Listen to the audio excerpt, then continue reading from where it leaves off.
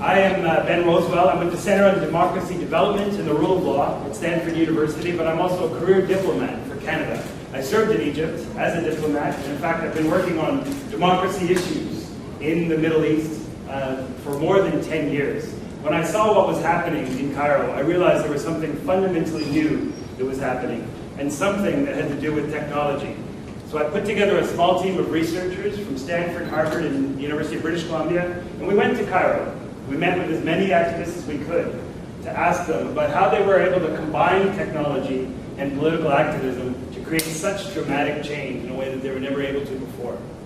In the process, we learned a lot. We also gained some insight into how we, outsiders, can make a contribution to democracy promotion in Egypt in a fundamentally different way by taking advantage of the same kind of technologies.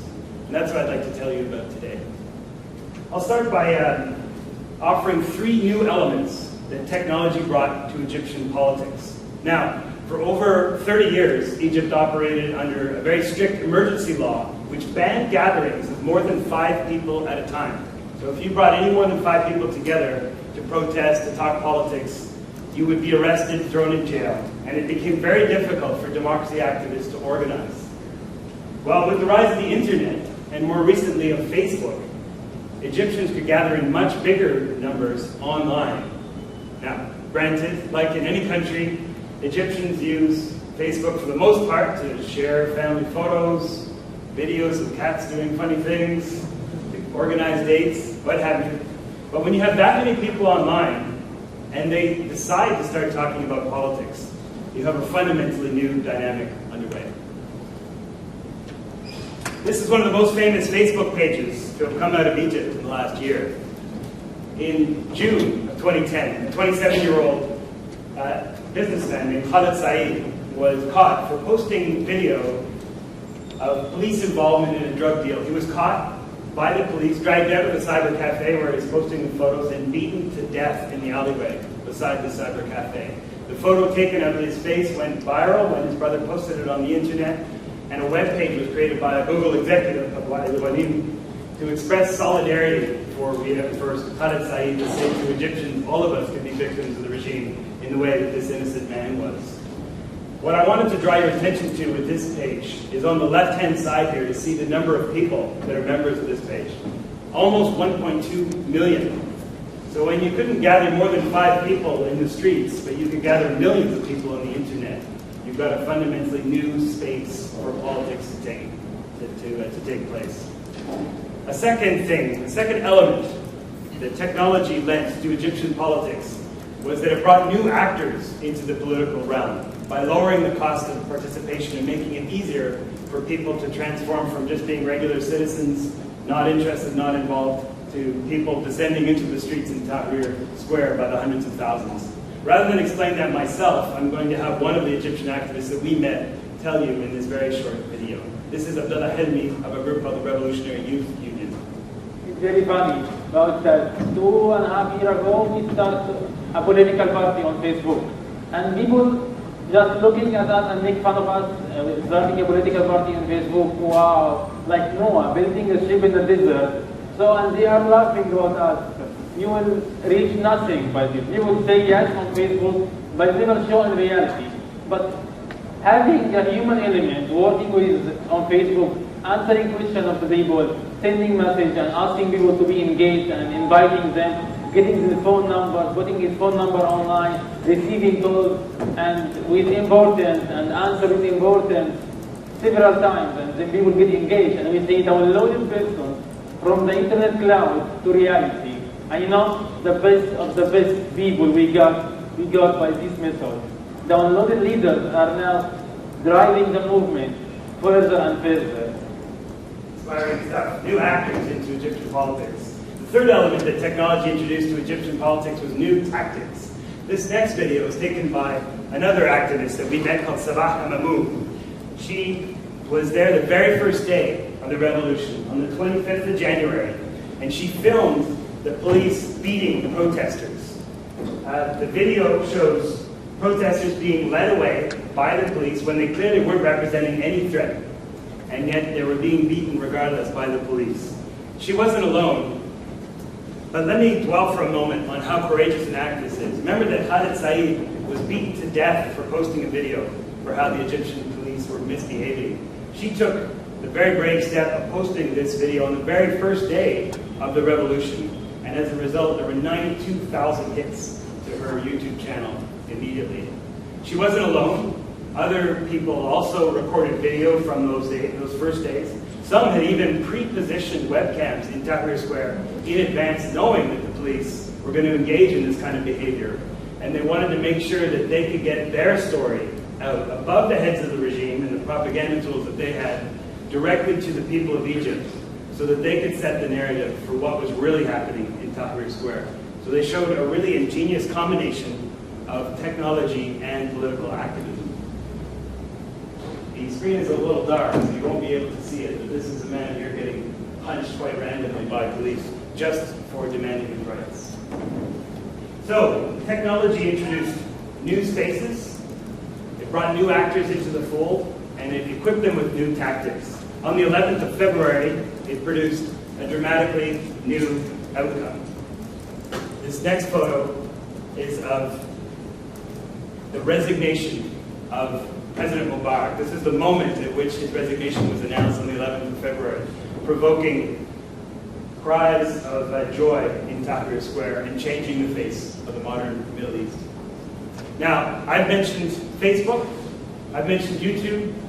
Satellite TV also played a major role in the developments of the revolution, but the most significant finding from our research was not any one particular technology or any one particular tool. It was that there was a mentality that came with the use of technology.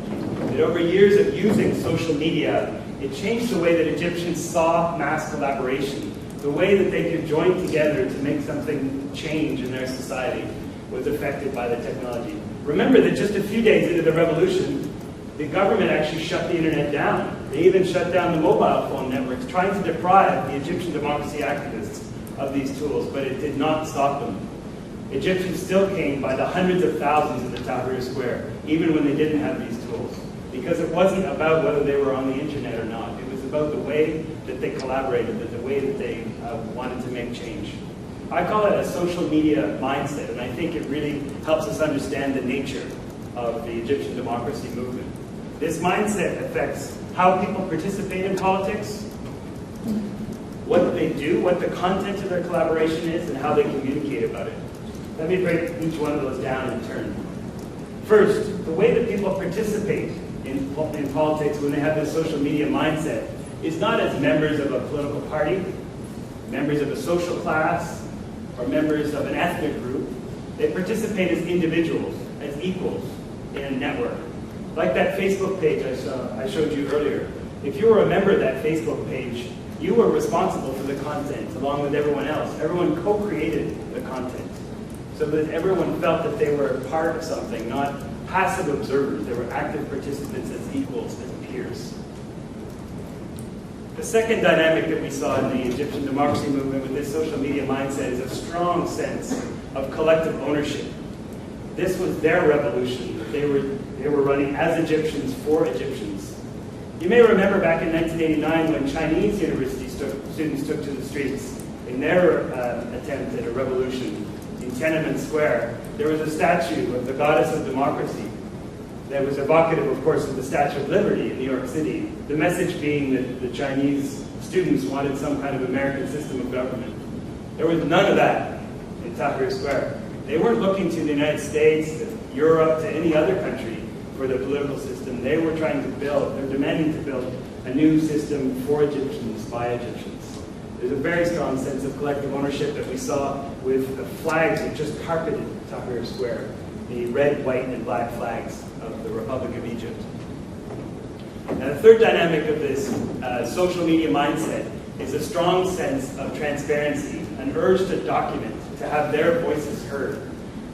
Like Sabah Hamamu, who took the courage to post a video of police to show Egyptians what was really happening. The Egyptian democracy activists that we met with want to have their voices heard.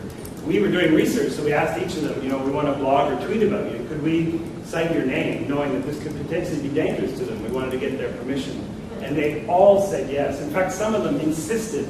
They said, listen, for 30 years we haven't been able to give voice to our opinions. Now we insist on having our opinions known.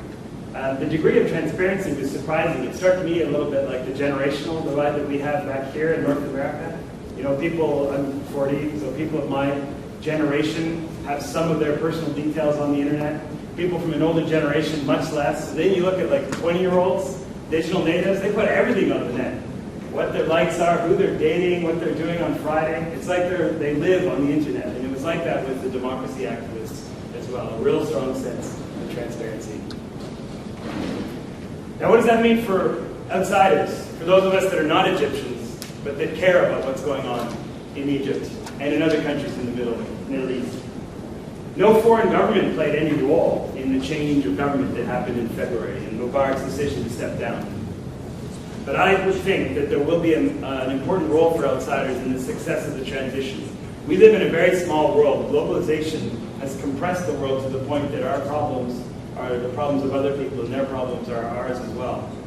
The role of outsiders won't necessarily be positive. Remember that Mubarak was supported for 30 years by outside governments. So I think it's incumbent on us as outsiders to find a way to make sure that our influence is a positive one. And that won't be easy. The tools of democracy promotion are very limited. The idea that we may have had in the past that you could take an institution from one country and transport it to another one, to graft it onto another country, just doesn't work. Governments are limited in what they can do to promote the changes within the politics of other countries. What I'd like to propose is that if we want to help Egypt's democracy activists, that we need to engage them on their own terms. Why don't we borrow from the same social media mindset that animates the Egyptian democracy movement? Let me explain what that might look like. In the same way as I explained before, these three principles. The way that we would participate in helping Egyptian democracy activists would not be as Americans or Canadians or Europeans that understand democracy and are deigning to teach the Egyptians, but rather as equals, as individuals engaging on the basis of mutual respect, engaging in that same network, not in a hierarchical fashion. Secondly, we have to respect that commitment to collective ownership, that the future of Egypt is up for Egyptians to decide. But we can provide tools to help them realize that collective ownership. In a moment, I'll give you an example of a technological tool that we're developing at Stanford University to provide Egyptian activists that ability to organize themselves. But it could be any kind of skill that allows citizens to organize, to mobilize, and to demand change in their societies. And finally, I think we need to be completely transparent about the aid that we provide. It should be fully documented, everything up on the web. If there's any funding involved, identify where the funding is from, so that the Egyptians can identify and judge for themselves if they're comfortable with the support that outsiders are providing. And if not, to be able to turn it off. Now, these kinds of principles have something to do with the nature of open source software, and that's why I'm calling this approach to democracy promotion an open source approach. If you think of democracy like software, it shouldn't belong to any one particular company or any country to be exported or sold. Everyone in the world should have access to this. They should also be able to adapt it to whatever their own particular uses in the way that you can with open source software, so that each country can adapt democracy to suit their own culture and their own society. And finally, we should be completely transparent about the way that we engage in this. Now, let me give you a practical example of what this would look like. A project that we're working on at Stanford University. The Egyptian transition will take place over the next few months with an election in September to a new parliament. And then a new constitution will be negotiated to rewrite the rules that govern the political system in Egypt.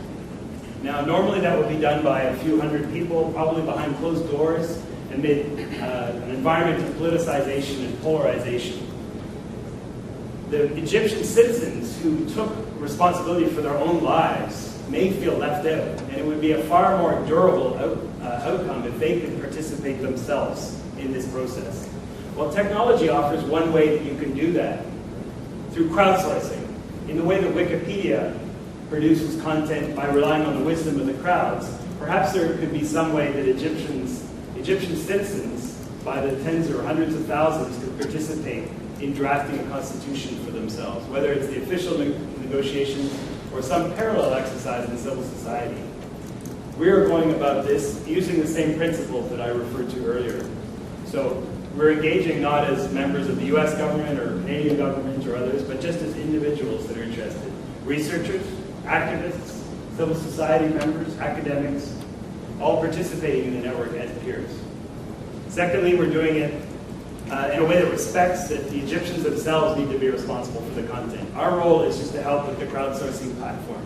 But the content, what they actually do with it, would be Egyptian. And finally, we're being completely transparent about it, posting everything to the web. A few days ago at Stanford, we organized a hackathon. A hackathon is an event where computer programmers or people with those kinds of skills donate their time to develop code for a good cause. We didn't know how many people would come. We just sent out the word that if you're interested in Egyptian democracy, some Egyptian activists have given us some ideas. Why don't you come and see if you can help us with this? 80 people came. Web designers, computer programmers, people that could do translation, any kinds of skills. And they worked up prototypes for some of these products. This is one that came out of the hackathon itself to do this crowdsourcing constitutional project. Now, that's just one project. But if 80 people volunteered out of nowhere to help with that, imagine what we could do if we could scale this up. The university campuses across the United States, across the world, to draw on the deep wellspring of support for democracy in the Middle East, to engage people not as members of their states or their governments, but as members of their societies. If we could enlist international society in providing linkages and providing their skills to Egypt, not only would we help with the democratic transition there, but I think we would create a powerful new way to do open source democracy promotion. One that's legitimate, because there's no state interference in the politics of another country. One that's neutral when it comes to the culture or the societal specifics, because it leaves the people of each of those countries to make their own decisions. And finally, and this is what I find really exciting, one that's potentially reciprocal. If Egyptians show us how to crowdsource constitutional negotiations, there's no reason why we couldn't bring back those lessons into our own democratic systems. And in the process, turn the whole notion of democracy promotion on its head. So rather than have the West deigning to teach the rest about democracy, we may find the tables reversed, where we in the United States and Canada and other Western countries are looking to Egypt and having Egyptians teach us about democracy. Thank you very much.